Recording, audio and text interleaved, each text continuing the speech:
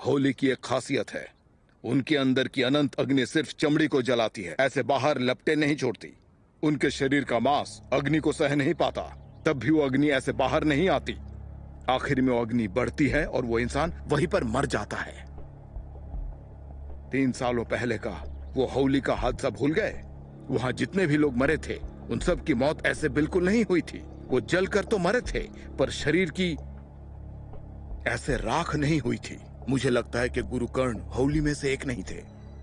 उन्होंने आत्मा को जला देने वाली बूटी खाई होगी, इसीलिए मरते समय वो इतना तड़प रहे थे।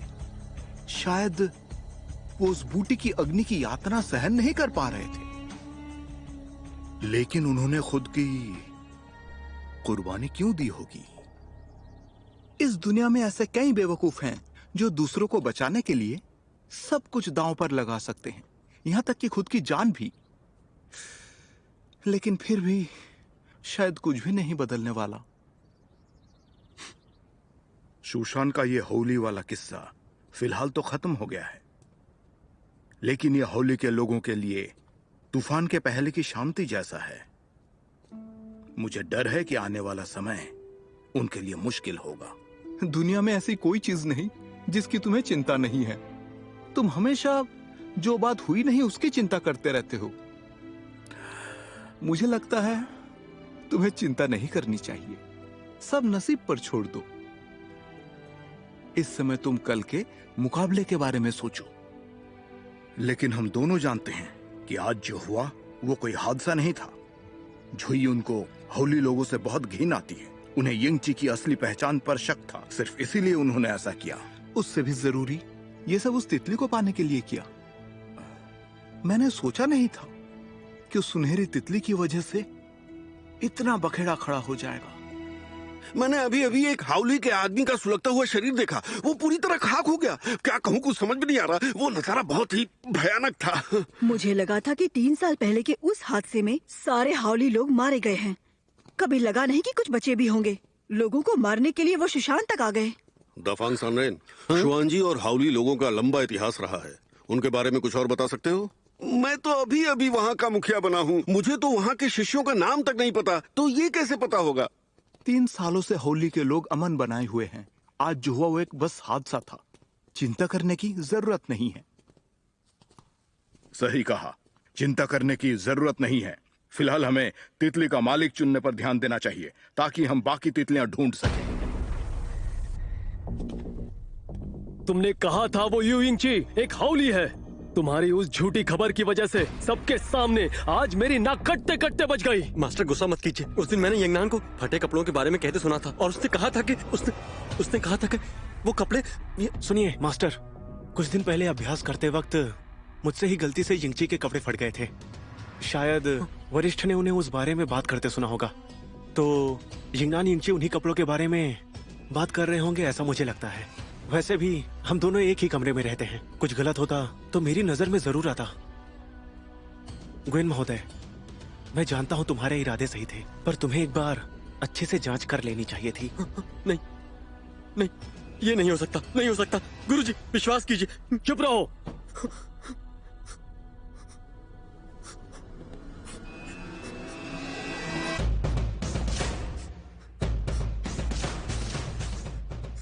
गुएन, जानते हो तुम बेवकूफी कहां करते हो कि तुम होशियार ना होने के बावजूद भी होशियार होने का दिखावा करते हो। नहीं मास्टर, मैंने ये सब सिर्फ और सिर्फ शांगशु के लिए किया है। मुझे सजा मत दीजिए। तुम्हें चाबुक से मारकर कोई फायदा नहीं होगा। मैं तुम्हें केजी गुफा में कैद करने की सजा देता हूँ। जब तुम्हें अपनी गलती समझ आएगी तब तुम्हें बाहर निकाला जाएगा। मास्टर नहीं, मुझे कुछ भी सजा दीजिए, मगर मुझे उस भयानक गुफा में मत भेजिए। मास्टर इधर आओ, इसे गुफा में फेंक दो। जी मास्टर, मास्टर, मास्टर, मास्टर, भाई गुई, मेरी मदद करो। मास्टर, भाई गुई। गुएन, अगर तुम यिंगनान को फंसाने की कोशिश न करते तो मैं कभी ऐसा ना करता। तुम्हें यिंगनान को फंसाने की कोशिश कभी नहीं करनी चाहिए थी।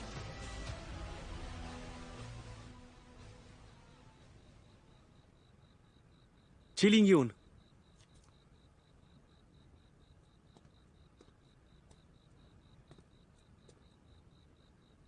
तुमने मुझे इस समय यहाँ पर क्यों बुलाया? बाई महोदय, आज तुम जानबूझकर क्यों हारे? ऐसा क्यों किया? गुइन महोदय को पता चल गया था कि उस रात जिन जीवजू को जहरीले पौधे के पत्ते से मारा गया था, और सब जानते हैं कि शांगशु में सिर्फ मैं ही उस पौधे को उगाता हूं। और उसने मुझे धमकी दी कि मुझे मुकाबले में हारना होगा। पर तुम जानते हो तुमने उसे नहीं मारा, फिर भी ऐसा क्यों?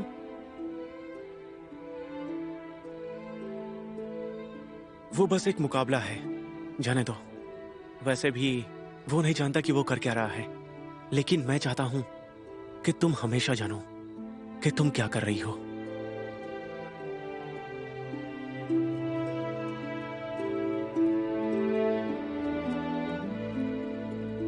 सच ही है, मेरी मदद करने के लिए बाई ने जानबूझकर मुकाबला हारा। अब किसी की खैर नहीं। आज सुबह हमने एक हाउली ने बनाया हुआ खाना खाया था। अगर उसने उसमें जहर मिलाया होगा तो? जहर देकर नहीं, हावली लोग जलाकर मारते हैं। अब नीचे बैठ जाओ। ठीक है ठीक है। चिंता मत करो, अब तो वो मर गया ना, अब हमें कोई खतरा नहीं है। पर मैं ऐसा सोचती हूँ, इन लोगों को एक जगह इकट्ठा करके मार देना चाहिए। हाँ हाँ बिल्कुल हाँ, सही कहा, बिल्कुल। बिल्कुल। बहुत हुआ। क्या बकवास कर रहे हो? तुम बार बार बोले जा रहे हो हावली के लोग कितने घिनौने होते हैं। क्या तुमने कभी भी किसी हावली को कुछ गलत करते हुए देखा है? जब गुरुकन हमारे साथ थे तब क्या उन्होंने किसी को चोट पहुंचाई? कल तक तो सब गुरुकन के हाथों का बना खाना बड़े मजे से खाते थे, तो फिर आज उनके बारे में ऐसा क्यों कह रहे हो? सही कहा, कुछ लोग तो हावली ना होते हुए भी बुरे काम करते हैं। वो हावली लोग भी अच्छे इंसान हो सकते हैं। हाँ, तुम्हें ऐसा भेदभाव नहीं करना चाहिए। ये तो ऐसे बात कर रहे हैं जैसे ये सब हावली हों। मैंने ये नहीं कहा कि मैं हावली हूँ, लेकिन मैंने क्या गलत कहा? हावली के लोग कितने खतरनाक हैं, सबने अब ये भी देख लिया। उसे नहीं मारता तो वो हमें मार देता। मैं नहीं होता तो तुम यहाँ बैठे होते क्या? सही कहा तुमने। नहीं बचाया है। हाँ बिल्कुल, आपका शुक्रिया बहुत है। ऐसी बातें करना बंद करो।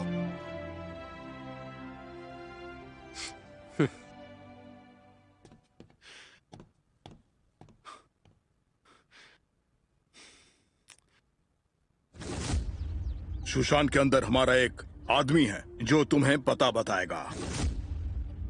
वांग चाचा ने कहा था कि सुशांत के अंदर हमारा आदमी है। कहीं वो गुरु कर्ण तो नहीं थे? पर कैसे? वो तो एक हावली नहीं है। क्या उन्होंने मेरे लिए जान दी?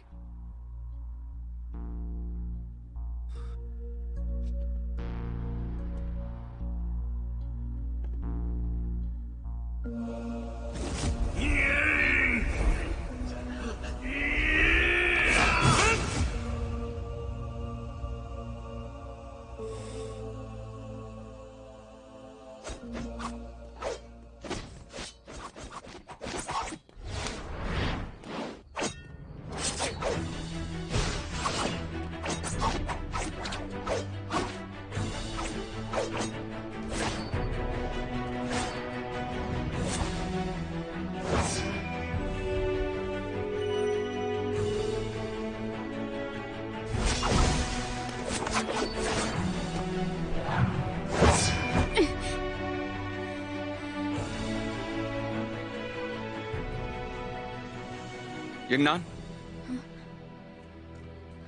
भैया, भैया, यहाँ क्या कर रहे हो? तुम ठीक तो हो ना? तुमने खाना नहीं खाया, अब आराम कर लो। नहीं कर सकती। अभ्यास से मैं मेरे दुख भूल जाती हूँ। भैया, क्या तुम्हें पता है, आज मैं जब रसोई में गई थी ना, तो उन्होंने मेरा हौसला बढ़ाया था। उन्होंने कहा था कि मैं ही तितली के लायक हूँ। ये बात मैं साबित कर दूंगी। किसे पता था कि आज के दिन ही। दुखी मत हो, ऐसी बहुत सी चीजें होती हैं जो कि हमारे हाथों में नहीं होती।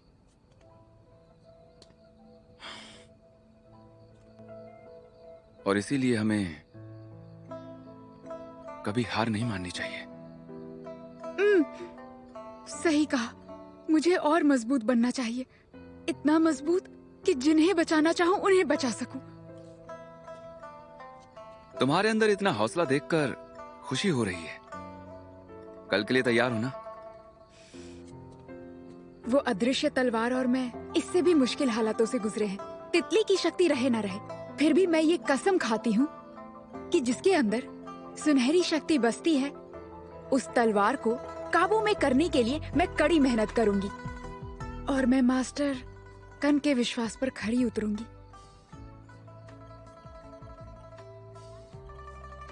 हाँ बिल्कुल।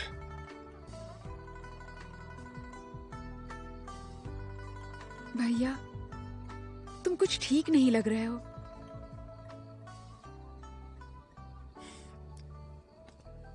यंगनान,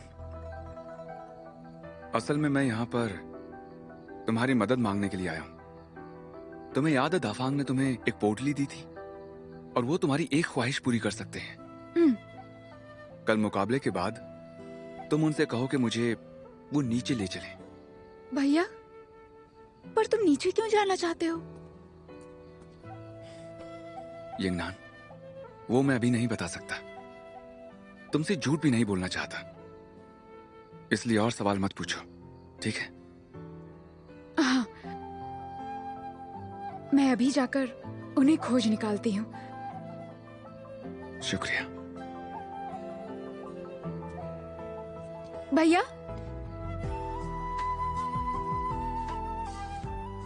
एक बार तुमने कहा था कि चाहे कुछ भी बात हो जाए, मैं वो बात तुम्हें बता सकती हूँ। अब मैं तुमसे पूछती हूँ, भैया, क्या तुम भी मुझे चाहे कोई भी बात हो बता सकते हो? अगर तुम बताओगे तो मैं मदद करने के लिए तैयार हूँ।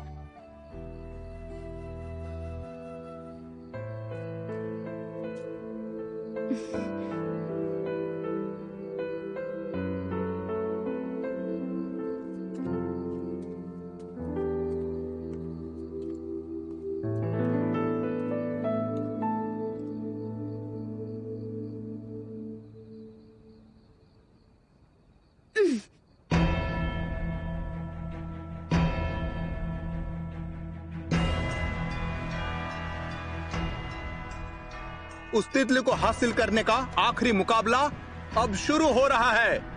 आगे आओ।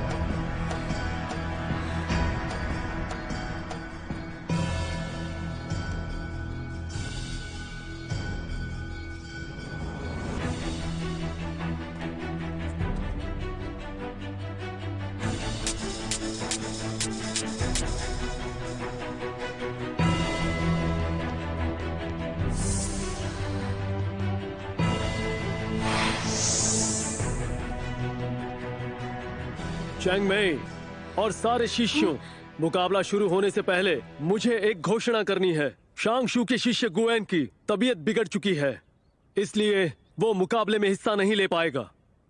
और अब शांगशू का भाई गुई उसकी जगह लड़ेगा। वाह, एक शिष्य की जगह दूसरे को लड़वाना पहली बार सुन रहा हूं। गुई को मुकाबले में गुएन ने ही हराया था, इसलिए सिर्फ वो ही गुएन की जगह लड़ सकता है। ठीक है, गुई तो गुई ही सही। अब मुकाबला जल्दी से शुरू करना चाहिए। वरिष्ठ भाई गुई, मेरे साथ कोई नरमी मत बरतना। मैं मेरी पूरी ताकत से लड़ूंगी। हाँ।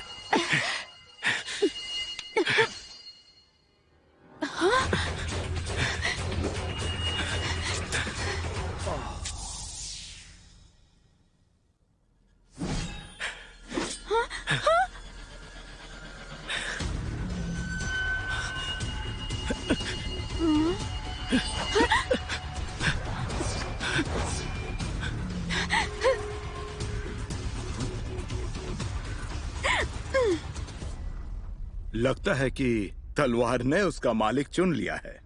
पर कैसे? ये मुकाबला तो बाई को जीतना था। तलवार ने अपना फैसला कर लिया है और ये साफ है कि सुशांत की शिष्य यू यिंग नान ही उस तलवार की मालिक है। बहुत बहुत बधाई। दोनों ने ही कड़ा मुकाबला किया, पर बेहतर योद्धा की ही आखिर में जीत हुई। तलवार को पाना तो बस एक शुरुआत ही है। अगर उन 5 तितलियों को ढूंढना है तो हम सबको एक साथ आना ही होगा। हम आपकी हर मुमकिन मदद करेंगे, हम उसके लिए तैयार हैं। मास्टर झुइयून, ये बहुत ही मुश्किल काम है और ये अकेले सुशांत से पूरा नहीं होगा। हमें शांगशु की मदद की जरूरत पड़ेगी। आप चिंता मत कीजिए, हम भी आपकी जरूर मदद करेंगे। ठीक है, तो ये मुकाबला यहीं समाप्त होता है और मैं अब यू यिंग नान को तितली की मालिक घोषित करता हूँ।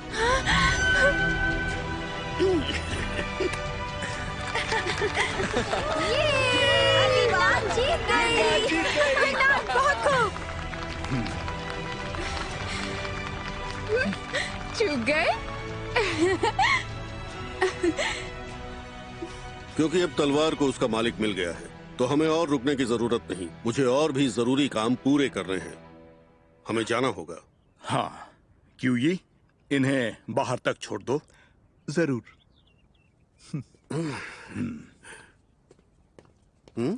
यिंगनान, मैं जानता था तुम ही जीतोगी। सही कहा। ये मुझे भी दो।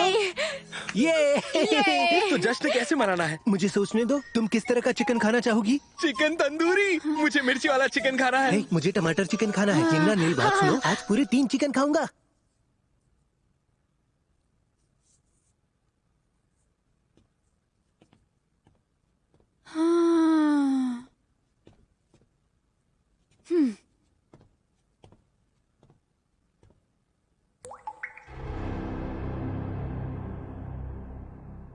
मास्टर ने मुझे महल में बुलाया है, क्या वजह हो सकती है?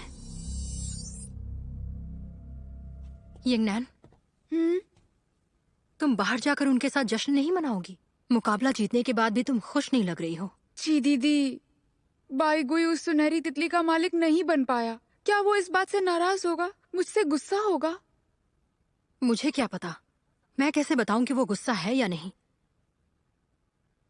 अगर तुम्हें ये जानना है तो उससे खुद क्यों नहीं पूछ लेती?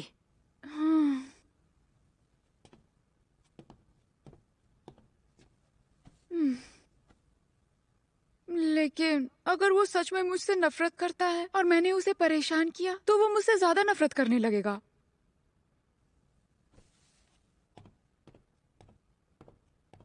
तो फिर कुछ लजीज बनाकर उसे खिलाओ। तुमने ही तो कहा था कि अच्छा खाने से मिजाज ठीक हो जाते हैं।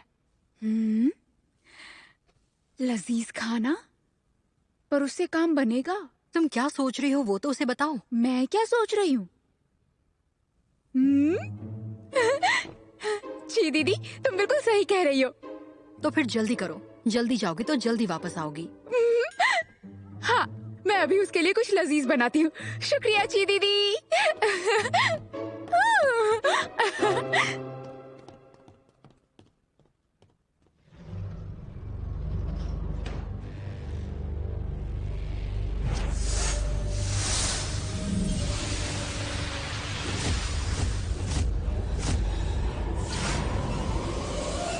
मुझे माफ कर दीजिए, मैं उस यिंगची को मारकर तलवार नहीं ला पाई और अब वो यू यिंगनान उस तलवार की मालिक बन गई है।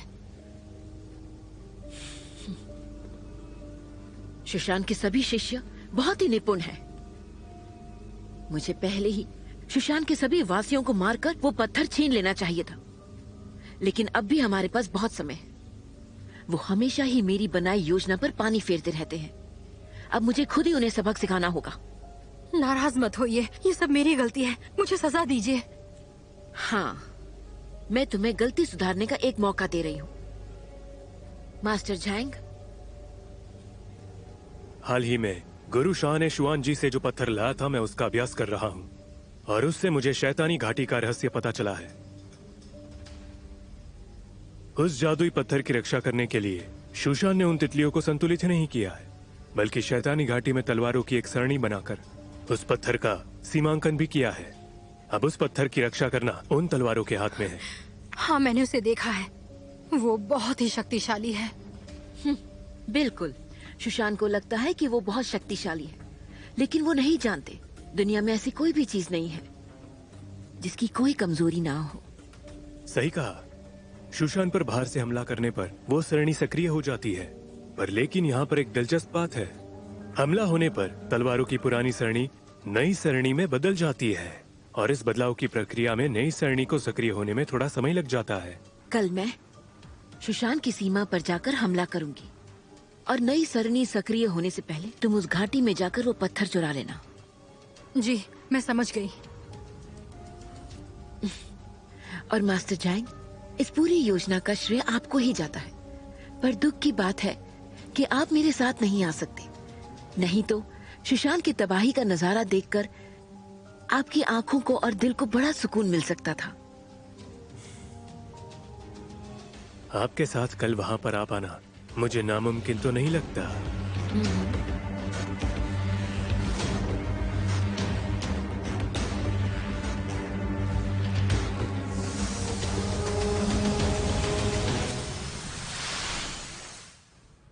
जी, तुम अंदर हो?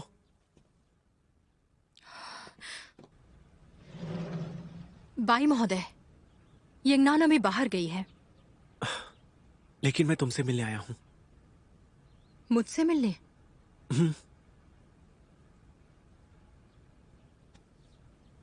तुम्हारे हाथ गीले क्यों हैं?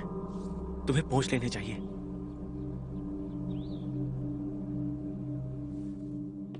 आज मैं जंगल गया तो मुझे ये पौधा वहां नहीं दिखा। तुमने फिर से इसे गमले में लगा दिया।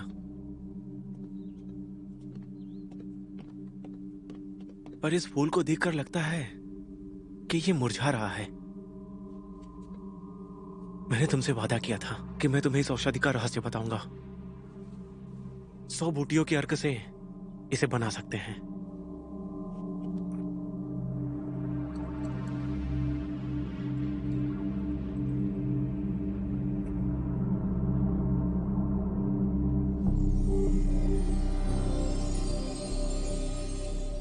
बाई महोदय, तुम अच्छे से जानते हो कि जिन को मैंने ही मारा है, तो मेरी मदद क्यों कर रहे हो?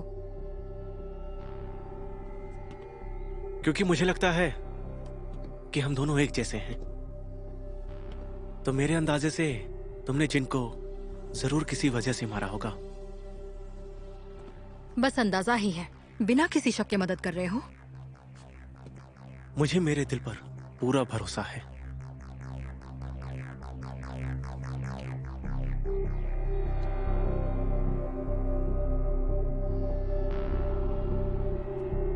जी दीदी, मैंने वो... हाँ? माफ करना, मुझे जाना चाहिए।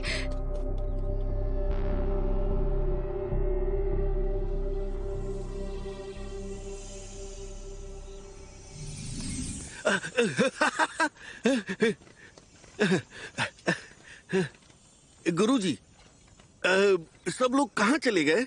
क्या कहा? सब कहाँ चले गए?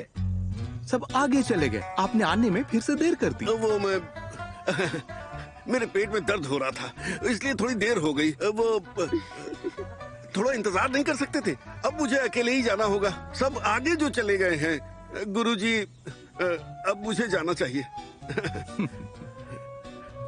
रुकिए रुकिए रुकिए, एक बात है। वो मैं अकेले जा रहा हूँ ना, और मुझे कुंफू भी नहीं आता। अगर रास्ते में मुझे डकैत मिल गए तो वो तो मुझे जिंदा नहीं छोड़ेंगे। अगर आपके शिष्यों में से कोई एक शिष्य मेरे साथ आए तो कैसा रहेगा? मास्टर दाफंग, आप कुछ ज्यादा ही नहीं मांग रहे हैं? ये मेरी गलती बिल्कुल नहीं है, ये उन लोगों की गलती है। वो सब मेरे बिना ही आगे चले गए और मुझे यहाँ बिल्कुल ऐसे अकेला छोड़ दिया, इसलिए बुफान, तुम मास्टर के साथ जाओ और इन्हें नीचे छोड़ाओ। जी मास्टर। नहीं नहीं नहीं नहीं नहीं नहीं नहीं नहीं, ये शिष्य हट्टा कट्टा और ताकतवर है। मेरे साथ आने के लिए ये कुछ ज्यादा ही खास है। मेरे ख्याल से मेरे साथ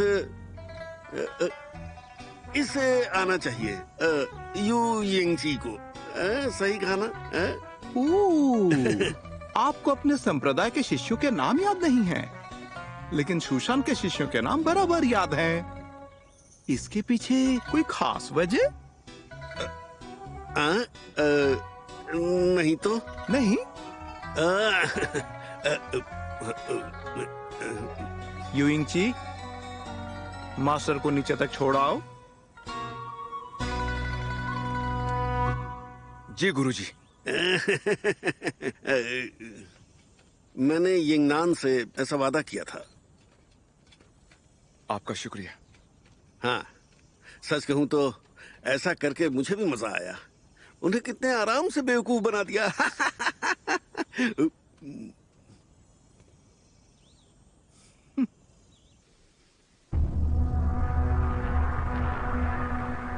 ये भयानक विष जादुई लहरों के कोहरे से निचोड़ा हुआ है।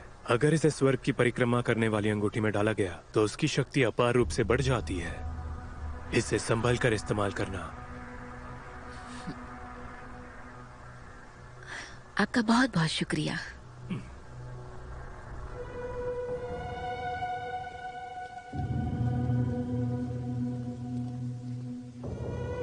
मास्टर,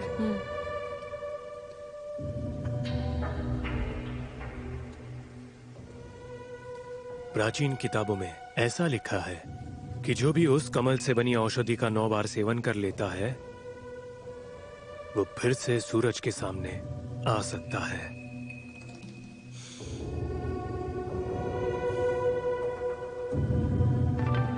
अगर ये बात सच हुई तो मैं अभी सूरज के सामने जा पाऊंगा और आपके साथ शूशान पर हमला कर पाऊंगा ताकि आपका बदला पूरा हो सके। पहले तो मैं आपको बधाई देना चाहती हूँ।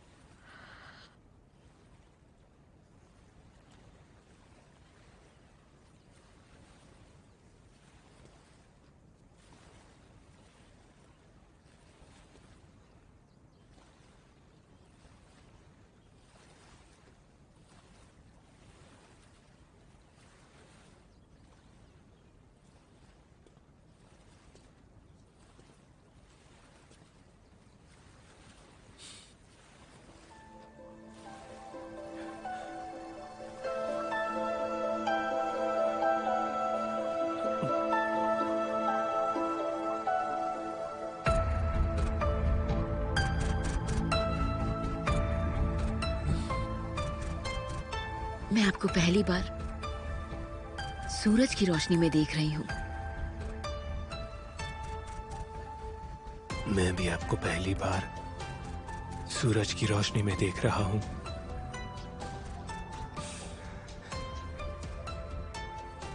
अरसों अंधेरे में रहने वाला सूरज की गर्मी को भूल जाता है, कैसे जीते हैं वो भी भूल जाता है। मुझे लगा था कि मैं कभी इस तरह दिन की रोशनी में बाहर नहीं निकल पाऊंगा, लेकिन अब निकल सकते हो।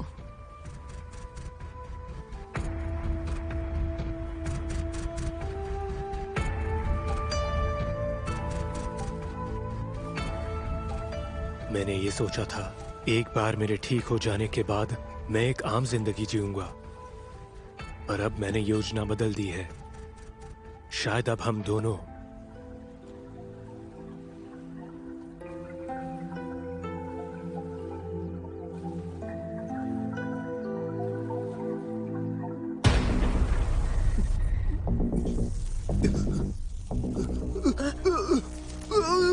अब ठीक तो हो ना? मेरे पास मत आना।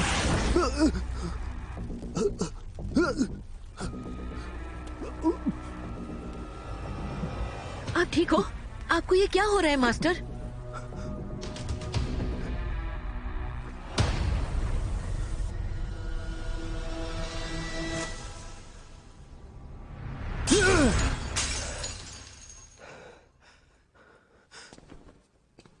ये पुनर्जीवित करने वाला कमल किसी काम का नहीं है।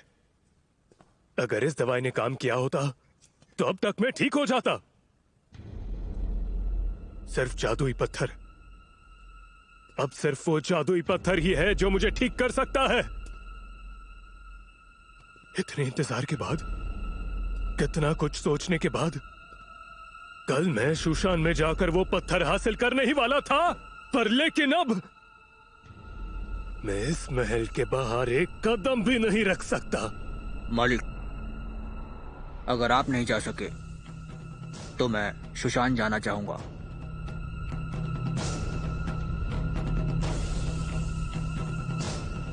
जानते हो ना कि वो शूशान है? जी, जानता हूं, पर मुसीबत में आपने ही मेरी जान बचाई थी और बुरे समय में मेरा साथ दिया था। अगर उस पत्थर से आपके ठीक होने की जरा से भी गुंजाइश है तो चाहे कितने भी खतरे हों, मैं वहां पर जरूर जाऊंगा।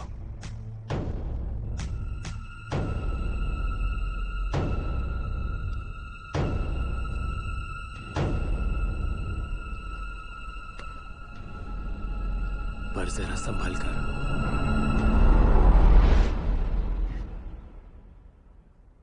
चलो चलो जल्दी चलो। वो सामान कहाँ मुझे मिलेगा? काफी देर हो रही है। मुझे ये कितने बहुत का दिया सारा तुमने? सामान खरीदना है। नहीं, मैं आगे देखता हूँ।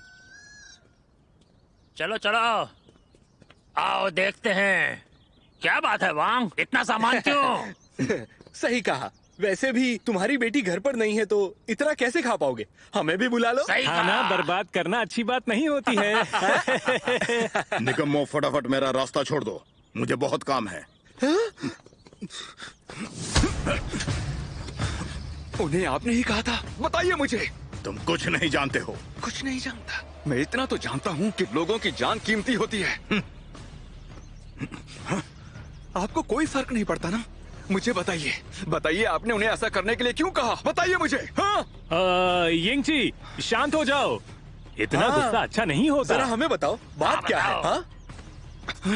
असलियत सबके सामने लाना चाहते हो? अगर सच जानना है तो मेरे पीछे आओ।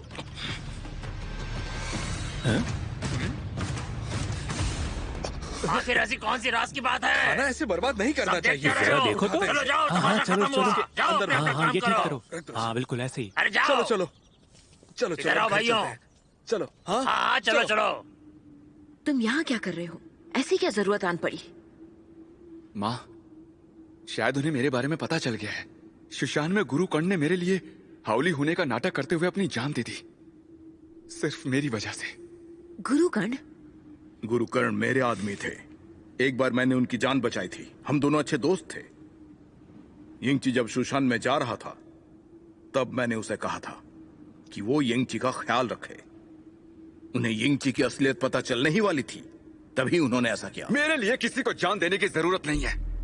वो भी एक साधारण आदमी थे। उनका भी परिवार था, रिश्तेदार थे।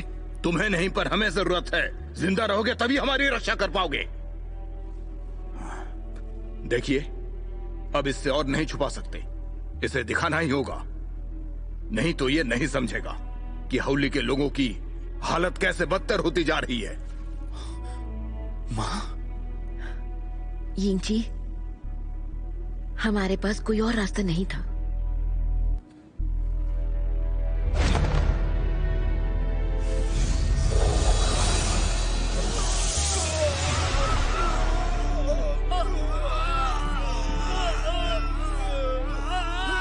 लेकिन कैसे? ये सब कैसे हो गया? कैसे हो गया? तू ऐसा फिर से कैसे हो गया? तू सर मत पटको। लेकिन कैसे? आखिर कैसे? इसके पीछे क्या वजह हो सकती है? माँ, मैंने तो हिमकिरण तलवार का इस्तेमाल किया था। उस तलवार का असर ज्यादा दिनों तक नहीं रहा। तुम्हारे शूशान वापस जाते ही तू के अंदर की अनंत अग्नि अचानक से बेकाबू हो गई थी। फिर बाकी लोगों की भी अनंत अग्नि बेकाबू हो गई। कल की ही बात है। यही हिम मंदिर में एक आदमी अग्नि भड़कने से तड़प कर मर गया। अब नहीं पूछोगे कि गुरु कर्ण ने तुम्हारे लिए जान क्यों दी? मैं तुम्हें बताता हूँ, क्योंकि तुम हम सब की आखिरी उम्मीद हो। अगर वो लोग तुम्हें मार देते हैं तो हम सब भी मर जाएंगे। अगर तुम्हें सच में लोगों की जान की परवाह है तो मुझे बताओ, उस अग्नि पक्षी तुम्हें ही रक्षक क्यों बनाया? सबकी जान बचाना तुम्हारे हाथ में क्यों है? वो यहाँ तड़प रहे हैं और तुमने क्या किया? यूइंगची, तुम अपना फर्ज भूल गए हो। अपना फर्ज अच्छे से याद है मुझे, लेकिन अब मैं सिर्फ हाउली लोगों का एक रक्षक ही नहीं हूँ, बल्कि सुशांत का एक शिष्य भी हूँ। चांग में जानते थे कि मैं एक हाउली हूँ, फिर भी उन्होंने विश्वास कर मुझे कई बार बचाया। क्या आप चाहते हो कि मैं मेरे सिद्धांतों को धोखा दे दूं? वो मैं नहीं कर सकता। मुझे कोई बीच का रास्ता ढूंढना ही होगा। हमारे पास बस यही एक रास्ता है। तुम समझ क्यों नहीं रहे हो? तुमने ऐसा नहीं किया तो मैं तुम्हें मार दूंगा। हमें कोई और रक्षक मिल जाएगा। हाउली समाज की मुखिया मैं हूँ, यहाँ फैसला मैं करती हूँ। यूइंगची, गुरु कर्ण ने तुम्हारे लिए अपनी जान दी है और यहाँ जो लोग तड़प रहे हैं उसकी वजह भी तुम ही हो। अगर उस पत्थर को नष्ट नहीं किया तो हाउली के सारे लोग तड़प तड़प कर मर जाएंगे।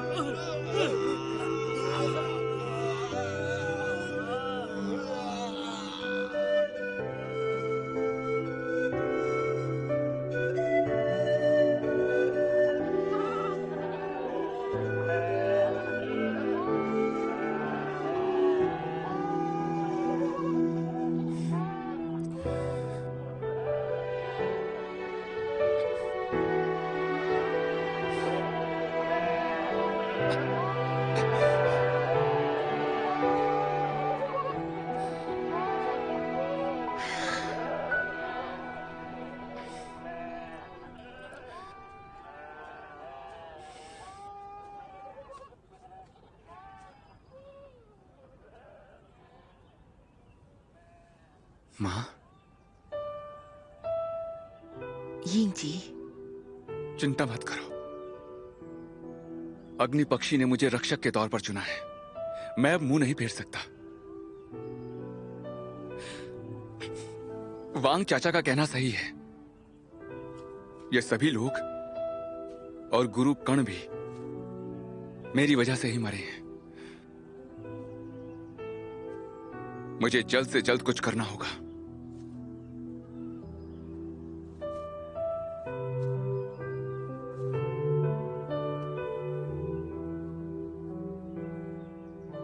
यिंग जी, तुम्हारी गलती नहीं है।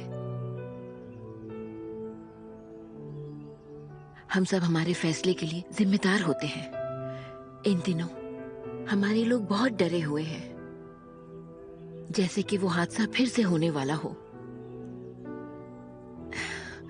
मैं तुम्हें अच्छे से जानती हूँ, तुम बहुत ही महत्वाकांक्षी हो, लेकिन हमारे पास सच में ज्यादा समय नहीं बचा है। तुम्हें जल्दी से कुछ करना होगा। हमने तुम्हारे बाबा और मैंने अच्छा बुरा कुछ नहीं सोचा और एक फैसला ले लिया। ये उसी का नतीजा है। मेरे बाबा? हाँ, वो जादुई पत्थर हर 24 साल में सक्रिय होता है और इसीलिए हर 24 सालों में एक बच्चे का चुनाव करके उसके बड़े होने का इंतजार करना पड़ता है। लेकिन 24 साल पूरे होते ही उसे कुर्बानी देनी पड़ती है। यही एक रक्षक का नसीब होता है। लेकिन कौन से माता पिता चाहेंगे कि उनके बच्चे का ऐसा नसीब हो?